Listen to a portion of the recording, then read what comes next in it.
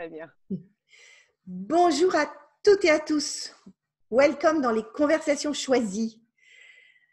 Les conversations choisies sont un espace qui est né de cette pandémie du Covid-19, du coronavirus, et surtout du confinement qui est partout dans le monde, qui nous atteint tous et qui nous amène dans un état de confinement, donc d'intériorité très singulier, qui est une espèce de loupe sur ce que nous sommes, sur nous-mêmes, notre émotionnel, nos pensées, une loupe sur nos relations aux autres, une loupe sur ce qui fonctionne chez nous, ce qui dysfonctionne. Et c'est pour ça que j'ai voulu inviter dans ces conversations choisies des personnes qui ont vraiment de la hauteur, qui ont envie d'apporter quelque chose de nouveau, de ne pas ajouter du bruit au bruit, mais apporter un regard singulier. Donc, je suis Edith Lassia et c'est mon grand bonheur d'accueillir aujourd'hui Gaïa Orion. Gaïa va nous parler d'un sujet qui me tient profondément à cœur, qui est mon histoire de vie, l'art. Bonjour Gaïa. Bonjour Edith, merci de me faire participer à ces superbes conversations que j'ai vues en ligne déjà. Oui, j'avais très envie de présenter Gaïa à toutes les personnes qui me suivent ou qui vont nous découvrir, parce que Gaïa est une personne que j'ai rencontrée au Festival du Féminin Sacré de Montréal il y a quelques années. Elle présentait comme artiste des œuvres très inspirées, toujours très centrées sur la puissance intérieure, la puissance féminine. Gaïa, d'ailleurs, je trouve c'est merveilleux de voilà. Et on a ensemble cheminé jusqu'à ce que finalement tu rayonnes de ton art et tu comprennes aussi que tu puisses en parler. C'est pas seulement montrer ce que tu fais, c'est tout ton itinéraire, ta pensée, ton cheminement. Et aujourd'hui, tu es même coach dans une dimension intéressante, c'est que tu aides les leaders à utiliser leurs principes créatifs artistiques pour développer leur présence, leur conscience et leur impact. Est-ce que je te décris bien? Oui, moi j'aime bien l'angle que tu as pris. C'est vrai que quand tu m'as rencontrée, j'étais encore au début, tu m'as rencontrée quelques semaines avant ma première grande exposition en solo dans une belle galerie à Paris à côté de Beaubourg. Et donc, ça fait peut-être 10 ans et j'ai bien cheminé depuis. Et j'ai vraiment réalisé en fait que quand je vois mes collègues artistes, je suis pas comme les artistes qui disent je me suis mise à peindre dès que j'ai pu tenir un pinceau. Mes parents étaient artistes et du coup je suis artiste ou c'était un appel de ma vie. Pour moi, ça a été un cheminement complètement différent.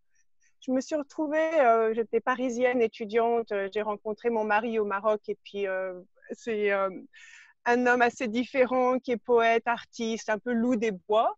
Bref, je ne sais pas comment, mais je suis tombée amoureuse de lui. J'ai déménagé au Canada et je me suis retrouvée devant moi-même, au milieu de la forêt, dans cette vie où on a eu 3 enfants. Donc, j'étais maman complètement coupée de mes racines, de mes habitudes, qui étaient beaucoup dans le social et la suractivité. Et puis, en me posant avec moi-même, je ne dis pas que ce n'était pas facile, c'était facile, c'était d'ailleurs très difficile. Mais à l'intérieur de moi, je ressentais quelque chose dans mes profondeurs qui me disait « Gaïa, tu es à la bonne place et c'est un cadeau ». Donc voilà, avec ce processus personnel, j'ai des images qui ont commencé à émerger, je suis devenue artiste, je fais ça professionnellement. Et puis aujourd'hui, je réalise que ben oui, j'adore peindre, mais en fait, j'adore aussi transmettre cette connexion à soi-même. Le, quand on prend le temps de voir notre vie avec du recul, et je pense que cette période-là qu'on est tous en train de vivre avec différentes émotions, c'est une opportunité pour se retrouver avec soi. Et quand je vois, enfin même moi-même, hein, on a cette tendance à aller dans la suractivité, à remplir le vide. Tu sais, quand tu nettoies tout un placard ou une étagère, ça prend combien de temps pour qu'il y ait plein de trucs qui se remettent dans ce coin de la maison que tu viens de ranger? Pour moi, je vois que c'est la même chose dans mon esprit. Je fais vide et ben, tout d'un coup, il y a des idées. Oh, j'ai envie de faire ça, j'ai envie de faire ça, j'ai envie de faire ça. Comment? Donc là, on est devant une espèce de vide. Le Covid-19 nous donne l'opportunité de ralentir et c'est tellement rare d'avoir cette occasion. Normalement, vraiment, il faut aller s'offrir une retraite de 10 jours de méditation ou aller. Il faut vraiment faire un effort. Là, on Faire. est chez nous et on est forcé à s'arrêter et à se mettre devant cet espace, ce temps, ce ralenti. Et je pense que pour certaines personnes, ça produit beaucoup d'anxiété. Oui. Et mieux parce que du coup, ça nous donne l'opportunité de voir cette anxiété, elle ne surgit pas juste maintenant, elle était là avant.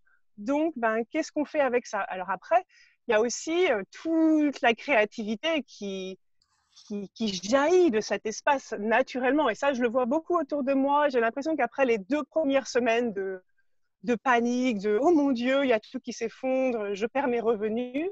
Là, je trouve que les gens commencent un peu à se calmer, à se dire oh tiens, en fait, oh regarde, j'ai fait ça, je ne l'aurais jamais fait si j'avais pas eu ça. Et on commence à voir un peu le cadeau de ce que Ouais. cette période nous offre. Il y a un mot que tu utilises qui dit faire le vide. En fait, c'est très difficile de faire le vide. Et là, le vide nous est imposé. Et passer de faire à être, quand tu décris ton parcours, moi, ce que j'entends, c'est je me suis posée, je me suis trouvée, j'ai expérimenté et enfin, j'ai pu rayonner dans mon art. Finalement, c'est comme une trajectoire qui s'est imposée à toi. Tu quittes la France, tu arrives au Canada, tu es jeune maman, changement de vie avec un homme des bois, comme tu dis si bien. Tu te poses. Tu ne sais pas exactement ce qui va se passer, mais en te posant, tu te trouves. En trouvant, tu décides d'aller expérimenter, c'est-à-dire d'aller creuser jusqu'à devenir l'artiste rayonnante que tu es. Mais c'est véritablement un itinéraire. Et cet itinéraire, c'est l'itinéraire qu'on a tous dans notre vie. On ne peut pas se trouver sans se poser. Sans se poser et se mettre à l'écoute de notre silence intérieur. Qu'est-ce qui se passe dedans? Quel est le plein qui est dans mon vide? C'est le vide et le plein de François Cheng. On a toutes les deux des lectures communes. Mais le plein ne peut jaillir que du vide. Le vide, c'est cet espace où on accepte qu'il n'y a rien, on remet tout à zéro, les compteurs à zéro, et le confinement le permet finalement très très fort. Une fois les anxiétés mises de côté, évidemment, mais ça on y reviendra. Mais accepter ce vide et laisser émerger quelque chose de nouveau. Je pense profondément qu'on ne va pas reconstruire du neuf avec du vieux. Donc il faut laisser ce renouveau à l'intérieur de nous émerger. Parce que dans ce que j'entends, dans ce que tu dis, il y a beaucoup d'écoute de ce qui émerge. C'est d'abord une écoute, ça part de soi et ensuite tu transmets. Ensuite, tu vas vers les autres. Mais tu fais partie des personnes qui en plus ont développé une spiritualité forte qu'on retrouve dans tes toiles. C'est vraiment, aller voir les toiles de Gaïa, c'est magique, vraiment. Et c'est cette spiritualité, cette intériorité qui après, ouf, va s'ouvrir, rayonner comme la toile qu'on voit derrière toi. C'est rayonnant, c'est un mélange d'intériorité et d'expression vers l'autre. Et aujourd'hui, le confinement, c'est ça qui nous permet. Se retirer à l'intérieur de soi, un peu de ménage au passage, parce que, encore une fois, les personnes ces moments-là sont des amplificateurs de nos dysfonctionnements. Hein. Si on a des peurs, elles remontent fort. Si on a des anxiétés, elles sont là. Si on a des pensées récurrentes, donc ménage pour que puisse naître notre vraie identité profonde, notre vrai talent, qu'émerge quelque chose qui soit soi-même. Hein. Le fait que tu interviennes dans ces conversations, c'est aussi que tu es une artiste. Or, est-ce que tu ne crois pas que l'art est une des plus belles solutions dans les moments de crise? C'est une réponse. Dans les périodes de transition, l'art, c'est une manière magnifique d'échapper au mental et de rentrer dans des espaces finalement de guérison. Est-ce que ça te parle? Oui, ça me parle parce que j'ai l'impression que notre société est très focalisée sur l'intellect.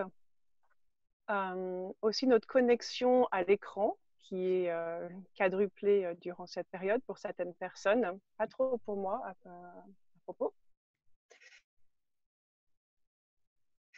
Je pense qu'à travers cette overdose d'activité mentale, on perd la qualité de présence, la qualité de ressenti dans le corps Et je pense que ça, c'est quelque chose qui est très connecté à une vibration qu'on peut avoir face à la beauté. La beauté avec le B majuscule, à l'esthétique. Et je pense que, en tout cas, j'ai vu dans pas mal de conversations sur différents forums, par exemple, il y a une conférence en Hongrie internationale de la théorie intégrale à laquelle je participe régulièrement et je m'occupe des artistes. Et c'est marrant parce que pendant plusieurs années, donc on est là, on fait beaucoup de travail, les artistes, c'est très focalisé sur, le, sur like en anglais on dit lectures, donc c'est très intellectuel, c'est vraiment les gens sont là pour Des recevoir de conférences, des l'information. sujets. Et là, donc, ils sont obligés. Pardon? Des sujets, des conférences autour d'un sujet, d'une thématique, c'est ça les Mhm, lectures. mhm. Et donc, ils sont obligés de faire quelque chose en ligne parce que ça va être en mai.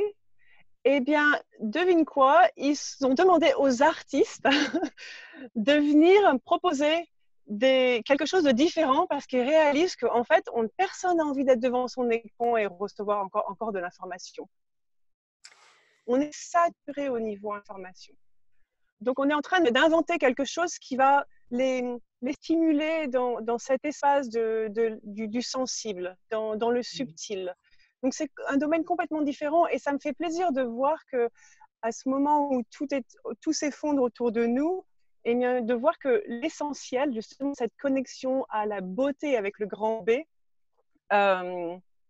devient une nécessité pour nous nourrir dans ces moments qui ne sont pas faciles. Non, non. Et tu te souviens, on s'est retrouvés toutes les trois, puisqu'il y avait ma fille qui est artiste aussi, en décembre à Miami. Il y avait Art Basel Miami, on a fait des musées et on a plongé toutes les deux jours dans l'art. Des œuvres magnifiques parfois, des œuvres très contemporaines avec des sensibilités différentes. Mais on s'est rendu compte que le temps s'arrêtait. On était juste embarqué dans l'observation, le ressenti, le toucher. Tu sais, quand on est passé dans cet endroit où il y avait comme un rideau de petites perles bleues et qu'on traversait, c'était tous les 2 centimètres. Donc, on était caressé. On a été très embarqué sensuellement par ce qu'on a vibré. On a vu de l'or, on a vu beaucoup d'œuvres qui étaient très sensorielles. Et la beauté, c'est aussi réhabiliter les sens. On est dans une société qui s'est coupée du corps et de la sensation. On est devenu finalement très lecture, c'est très intello. Mais quand tu reprends le temps de rentrer dans l'intime de ce que tu ressens, de la vibration, du toucher, quand tu ralentis le temps, il se passe quelque chose à l'intérieur de nous qui pour moi, touche le sublime. C'est un moment où le temps s'arrête, tu es dans le beau, quelque chose qui vibre de partout et c'est magique. C'est pour ça que dans les périodes difficiles, l'art, c'est une des plus belles façons de se connecter à la beauté en soi. Il y a la beauté de ce qu'on voit, mais il y a la beauté de l'être qui est en nous. La beauté de l'enfant intérieur, la beauté de notre connexion. Pour moi, l'art, c'est connecter le sublime, c'est connecter, je dirais même le divin, qu'on l'appelle divin ou higher self. C'est quelque chose qui nous dépasse, qui est immense et que le beau incarne. La nature peut l'incarner de façon magistrale aussi. Mais les artistes, pour moi, sont les sentinelles dans ces époques. Regarder un tableau en ce moment, revisiter et même repeindre, parce que je me suis remise à peindre, je ne t'ai pas montré, mais je me suis remise à peindre depuis un mois, je n'avais pas peint depuis longtemps. Mais je ne sais pas, ça me relie à quelque chose qui est une paix profonde et une espèce de jouissance.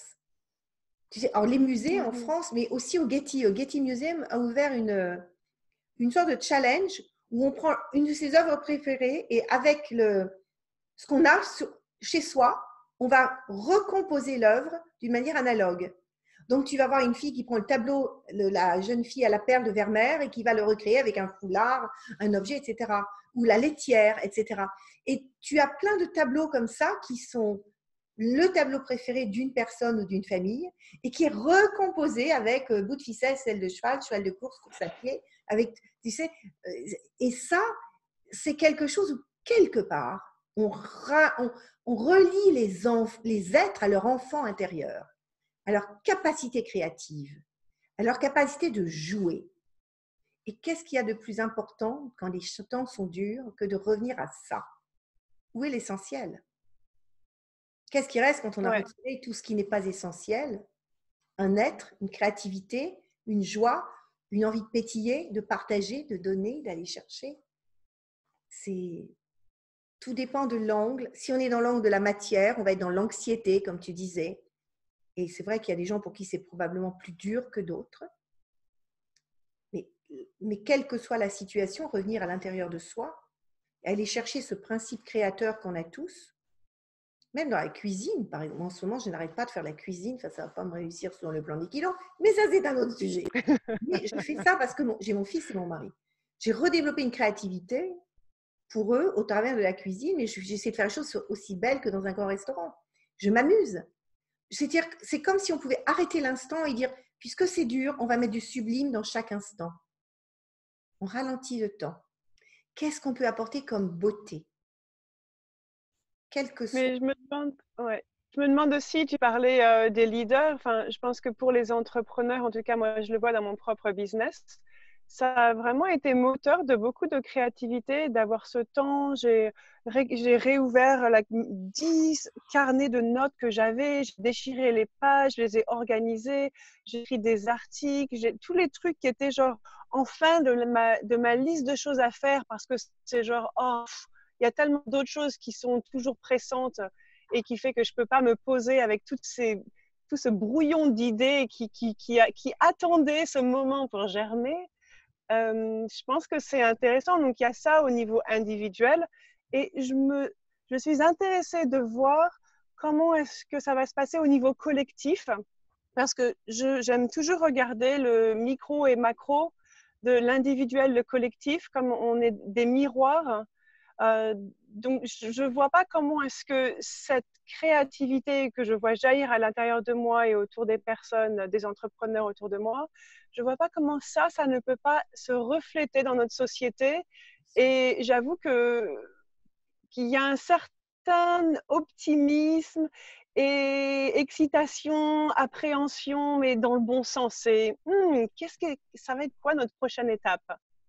Et donc ça, c'est vraiment c'est le cadeau de ces moments d'espace qui, qui permettent à cette créativité d'émerger et de fleurir et de se mettre au service de soi-même, au service des autres.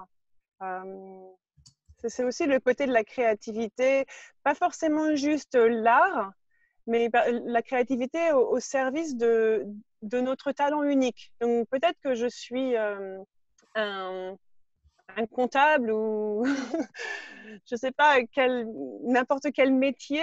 Comment est-ce qu'on peut apporter ce flux créatif dans notre profession, dans notre vie, dans tous ces petits moments d'action vers le monde? Je pense qu'il y a aussi de la valeur dans de toucher à cet élan créatif qui est inné, qui est l'élan de l'univers. Si on regarde depuis le Big Bang, tout ce qui enfin, toute cette histoire de l'évolution, mais c'est la créativité, le potentiel de la créativité devant nos yeux. Donc, comment se connecter avec ça? Et ouais, ça, c'est quelque chose qui m'emballe. C'est vrai, et c'est super parce que c'est le deuxième volet que j'avais envie qu'on aborde. On avait d'ailleurs préparé toutes les deux une masterclass qu'on voulait faire au Canada et qui pour l'instant est en suspens, sur justement comment réinsuffler pour les leaders de demain la connexion à leur potentiel créatif. C'est peut-être maintenant qu'on devrait le faire en ligne d'ailleurs, parce que c'est aujourd'hui qu'on peut profiter pour aller aider justement, comme tu dis, qu'on soit comptable, quel que soit le métier, quel est l'espace créatif, tu parles de talent unique, que l'on va pouvoir ouvrir pour que quel que soit l'espace où on apporte un angle nouveau dans son métier, dans le relationnel, dans les projets, dans les constructions de systèmes, pour développer quelque chose juste waouh. Et je pense que ceux qui vont émerger avec le plus de puissance de cette crise, c'est quand même une crise majeure, c'est ceux qui se sont autorisés à dire mais il y a une autre partie de moi qui peut irriguer mon métier. je peux la repenser. Moi, en ce moment, je repense complètement tous mes équilibres. J'ai fait des nouveaux partenariats. Tout à l'heure, j'ai signé un accord pour LinkedIn pour développer avec une ligne très, très claire ce que j'ai envie de faire. C'est le moment où je prends le temps, comme tu l'as dit, de dire, voilà, où sont mes plus grands talents? J'ai réfléchi à mes modèles. Et waouh, je me suis dit, c'est marrant, c'est tous des modèles de gens qui ont laissé une trace. Une trace. Comment je peux le rejoindre? Qu'est-ce que je peux faire? Et je suis en train de tout remettre aussi à plat parce qu'on ne peut pas avancer toujours avec les mêmes, voilà, comme ça. À un moment, on fait un arrêt sur image et on va aller utiliser, tu parles des moments, des espaces qui permettent de se mettre au service de son talent d'abord, parce que les talents sont des dons, c'est des gifts, c'est quelque chose qu'on reçoit, et pour le mettre au service des autres. Donc, en effet, je note au fur et à mesure, mais quand tu parles de reprendre tous les travaux, les projets qui traînaient, leur donner un nouveau souffle, trouver ces espaces qui permettent de se mettre au service et de son talent et des autres, développer le talent unique, on est au cœur de ce que le courant de la vie ne nous permet pas de faire. Qu'on ne fait pas. À la limite, on le fait pour les autres quand on est coach. Ouais.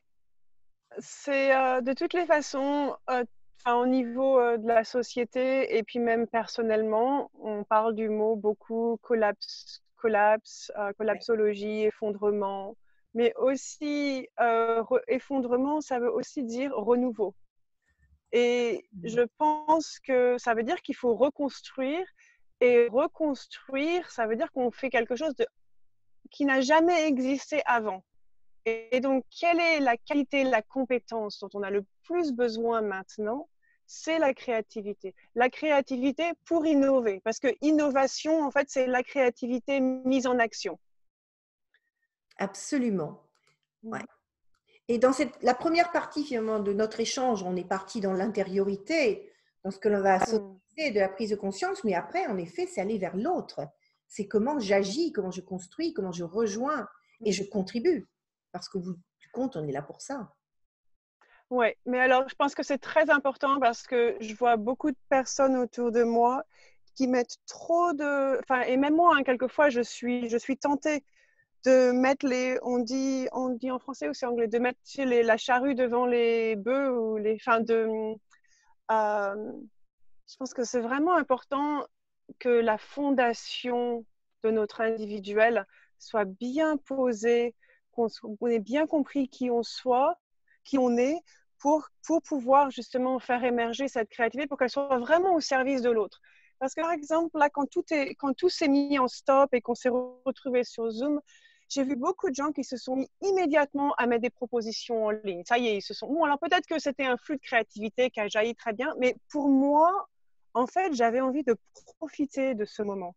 Et je me suis dit, non, juste, bien sûr que j'avais plein d'idées de faire des ateliers de créativité en ligne, etc.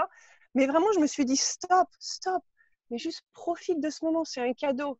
Et donc, ça fait 3 semaines que juste, je me pose, j'ai presque pas profité de toutes les opportunités, de trucs super intéressants en ligne, justement pour profiter de ce temps qui s'est comme un élastique, qui s'est juste détendu dans mon être et devant moi.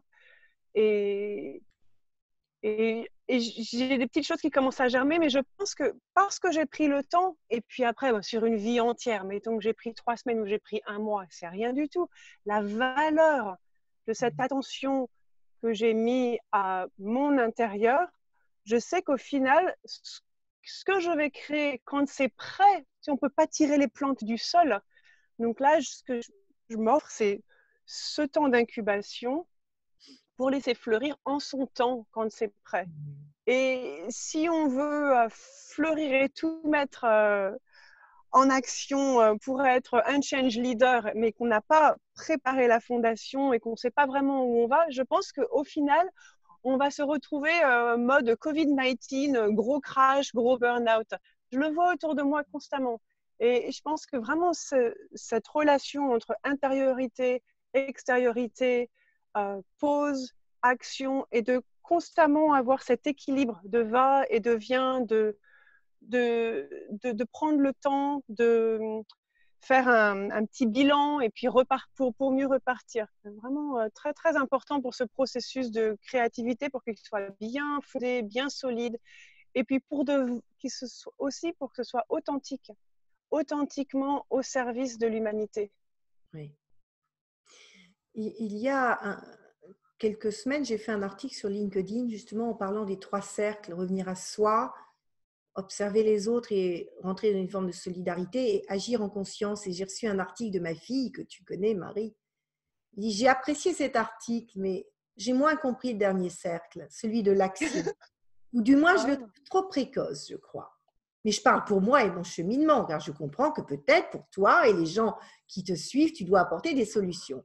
Mais je trouve qu'actuellement, la seule solution qu'on peut chérir, c'est observer l'incertitude, ce qu'elle provoque en nous, observer le vide que cela provoque en nous et essayer d'apprivoiser. Je pense qu'on est encore seulement au début. Alors parler d'action économique ou d'action tout court, pour moi, encore une fois, là, maintenant, je trouve ça trop tôt. Je trouve qu'on n'a pas encore pris assez la mesure des changements en nous. Aujourd'hui, je pensais même à quel point j'aime mes journées. J'ai même eu un moment de nostalgie pour le moment où ça allait s'arrêter. Mais bon, j'abuse, je pense qu'à un moment, je vais sentir le temps long. Ou pas. Et ça vient elle a 25 ans. Ah, Et mais elle est super, ta fille. ma fille, elle est C'est une âme, mais c'est de l'or. Elle est de énorme. l'or. Quand elle m'a envoyé ça, avec beaucoup d'amour toujours, hein. Et alors, moi, je me suis connectée à mes guides comme je fais. Ils m'ont dit un peu de silence et tu refleuris. Et j'ai eu un autre texte qui va sûrement te parler et les personnes qui vont nous écouter vont l'entendre puisque automatiquement nous allons par notre énergie attirer des personnes dans cette dimension. Mais c'est tant de latence, tant de l'attente. Inutile se précipiter avec les loups déguisés en moutons. Revenir à l'essentiel. Te pelotonner avec bienveillance dans le cœur de tes peurs. Regarder dehors te ramène au passé. Avant, après. Qui le comprend vraiment? Qui sent dans son corps les prémices d'un futur transformé? Dégagé de scories devenues encombrantes. Revenir au passé est inutile et dangereux. Seule une remise à neuf pourra nous épargner une chute plus brutale. L'homme ne veut donc rien comprendre? Parenthèse n'est pas vacances. Parenthèse est retraite d'un monde frelaté. Prendre le temps de respirer, de se poser, d'oser le rien. Lâcher, se montrer, démontrer, savoir avant les autres, inutile. Revenir à la simplicité du quotidien qui s'effiloche comme un vieux culmité. Drôle de texte. Oui, c'est bien en phase avec la conversation et puis le mot de Marie aussi, c'était vraiment parfait. Moi, je suis de plus en plus fascinée par ce que cette écoute subtile, et il y a des jeunes qui sont magnifiques, hein, des jeunes qui sont de très vieilles âmes, qui savent nous dire non, fais pas du neuf avec du vieux, ma chérie. Essayons de faire du neuf avec du neuf. Donc, il y a un travail de renouvellement. Ouais. Est-ce que, en conclusion, ma chère Gaïa, il y a quelque chose que tu aimerais faire partager, faire vivre, ou une parole, ou un instant de silence, ou ce que tu veux? Alors, je voudrais inviter les gens à faire un exercice avec, enfin, ils ne sont pas obligés de le faire maintenant, mais peut-être après avoir visionné la vidéo ou ce soir avant de se coucher, de prendre un petit carnet de notes et un crayon, un bic, un stylo et d'oser mettre quelque chose sur le papier. Pas des mots, pas quelque chose avec le mental. Quelque chose qui vient de votre cœur. Donc, je mettrai juste, alors bien sûr, vous allez dire, oh, mais je ne sais pas dessiner, ça va être nul. On s'en fiche si c'est nul, c'est pas le but. C'est juste pour ouvrir la petite porte de créativité. Donc, je dirais, posez le stylo au milieu de la page et puis fermez vos yeux, respirez, connectez-vous avec l'énergie du cœur. Et puis, avec les yeux fermés, faites bouger le stylo sur la page pendant peut-être 30 secondes. Puis peut-être oser ouvrir les yeux et juste s'arrêter, regarder la forme qui s'est dessinée sous votre stylo. Reprendre le stylo, demander à la forme de quoi est-ce qu'elle vous informe? Qu'est-ce que cette forme veut devenir? Reprendre le stylo et continuer, comme si on est au téléphone et qu'on fait des petits dessins là comme ça inconsciemment. Vraiment, c'est de se connecter avec cet espace. Et puis de continuer, remplir la page. Et ensuite, regarder ce qui a été dessiné, le regarder comme si c'était un symbole qui avait été dessiné dans un rocher il y a 20 000 années, et de voir qu'est-ce que ce symbole vous raconte, qu'est-ce qu'il vous transmet, qu'est-ce qui est là au niveau des sensations, du subtil, de l'invisible, dans le corps, dans ce qui vibre dans votre corps. Où est-ce que ça vous touche? Dans la tête, dans, dans le ventre, dans le cœur, dans la gorge. Peut-être que ça fait venir d'autres idées. Et puis après, d'utiliser, voilà, peut-être qu'il n'y a aucune idée qui va venir. Dans ce cas, je vous invite à juste mettre le dessin peut-être sur le frigidaire ou dans un endroit près de votre bureau. Et puis, laissez infuser. Et je peux vous promettre qu'il va y avoir des messages, des insights, des prises de conscience grâce à un tout petit exercice de créativité, aussi simple que ça, avec un stylo et un bout de papier. Et ce que vous pouvez faire si l'exercice a fonctionné, c'est en faire une photo et nous l'envoyer. Ah ouais, bah oui, parce que ça sera sur Facebook, même mettez des commentaires. Commentaires, vous pouvez l'envoyer en fichier joint, comme une image, puisqu'il y aura des commentaires, vous allez pouvoir partager ce qui vous a le plus touché, comment vous vivez votre créativité, quelle est votre plus grande retenue. Surtout, allez-y, partagez, on est là pour échanger dans cet espace d'ouverture, on prend le temps. Alors, moi, je l'ai fait, et en fait, j'ai fait en 3D. C'est arrivé comme une spirale, et la spirale est revenue comme ça, comme si j'avais une spirale en forme de… Je vois, ouais. Ouais. Et ce qui m'est revenu, ce qui est venu, c'est vers l'extérieur, vers l'intérieur, vers l'extérieur, cette espèce de mouvement infini, ou dedans, dehors, dedans. C'était très beau. Et c'est bien que tu aies partagé, en fait, le fait que tu l'aies fait pendant que je parlais et que tu aies partagé, parce que je pense que du coup, tu aides les gens à vraiment comprendre. Voilà le cadeau que tu viens de recevoir de ton petit symbole. C'est vraiment de tout ce dont on vient parler, de cet élastique, de prendre le temps et puis aller vers l'action, reprendre le temps. C'est parti tout de suite. Parce que dès que en fait, c'est dire à sa main, tu es libre. Et la main part. Et c'est vraiment, et le mot, après, c'est des images. Moi, je reçois des images et des mots. C'était vraiment une image de donc cette spirale qui va aller vers l'extérieur comme une respiration.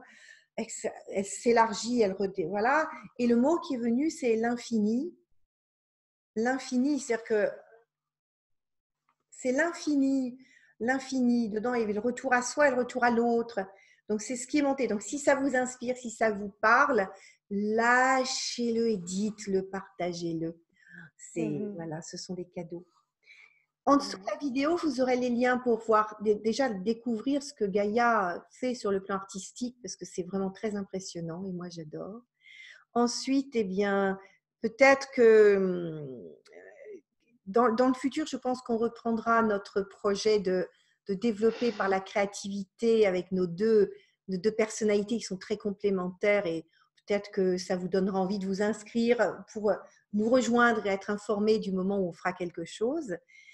Et puis évidemment, moi, comment me joindre, et puis surtout partager aux gens que vous aimez et qui ont besoin de se renouer avec la créativité.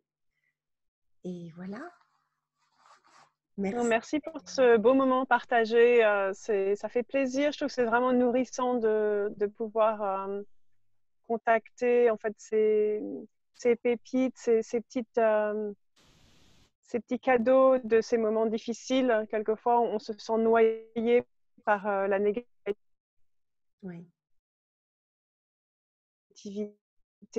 Quand on nouvelle, d'avoir pris cette initiative de créer du contenu de positivité pour le monde, et c'est ce que j'essaye de faire toujours quand je fais des posts, c'est vraiment donner de la couleur, donner de la lumière, donner de l'inspiration. Je veux que quand les gens ils voient mon post, ils reçoivent ma newsletter, quelque chose les rend radieux, heureux, inspirés, ils se relaxent. Et voilà, pour moi, le luxe de ma carrière, c'est de m'entourer de personnes comme toi et de me nourrir de bols de personnes Mm. magnifiques et bien ancrées et positives. Merci pour ces belles conversations. Et pour les personnes qui auraient l'impression qu'elles sont vraiment dans quelque chose de très difficile, il y a une phrase qui m'a toujours beaucoup marquée. La nuit la plus noire est toujours suivie de l'aube lumineuse. La nuit C'est la ça. plus noire est toujours suivie d'une aube lumineuse. Et c'est vraiment ça. Vous Ouais. allez de toute façon accoucher de lumière.